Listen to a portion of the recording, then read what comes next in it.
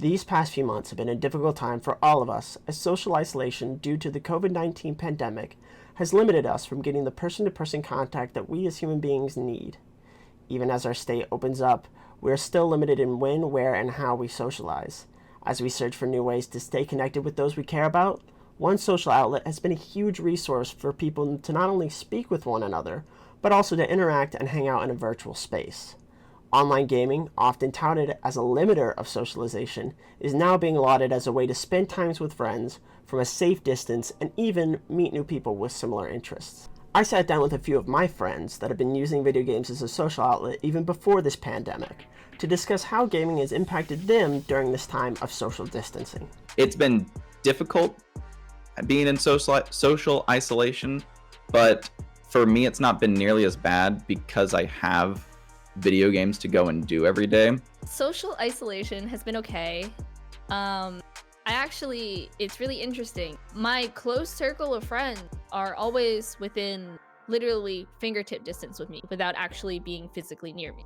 So I think it's really important that I wanted to touch upon the fact of the use of socializing online.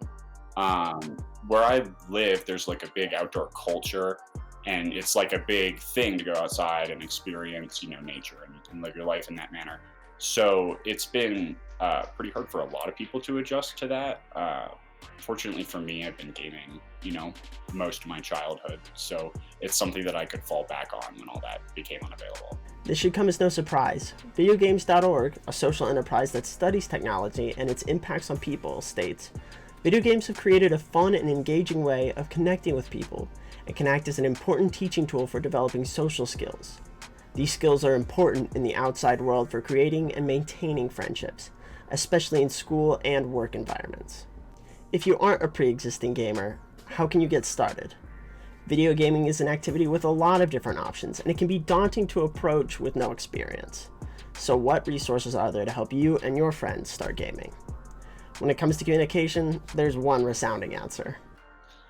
It's kind of weird. So the way that we do it is we use a chat service called Discord. I actually use Discord. I don't feel isolated in the fact that I can get on a program called Discord, which is basically a gaming version of Skype, and talk to my friends and communicate with them over Discord and play games with them. So I'm still interacting with them without necessarily having to be in the same room with them. Finding the right game isn't going to be a one-size-fits-all process, and everyone has their preferences and favorites. When it comes to gaming with friends, I enjoy games where I can work together for a common goal, whether that be dungeon runs in a massive multiplayer online game like Elder Scrolls Online, serving up as many delicious meals as possible before the time runs out in Overcooked 2, or sailing the beautiful high seas with my mateys in search of treasure in Sea of Thieves. The type of games I would recommend to people who are looking to socialize, if you have a good gaming group, I do recommend getting a squad sort of game like Overwatch, where you can get the whole group together. A lot of the games that me and my friends play together are the games that don't really require a lot of thought to be good at or to have fun at. Call of Duty is one of the games that comes to mind. A lot of competitive games, COD, Overwatch. Actually, with the new release of Valorant, it's really gotten a lot of people's attention.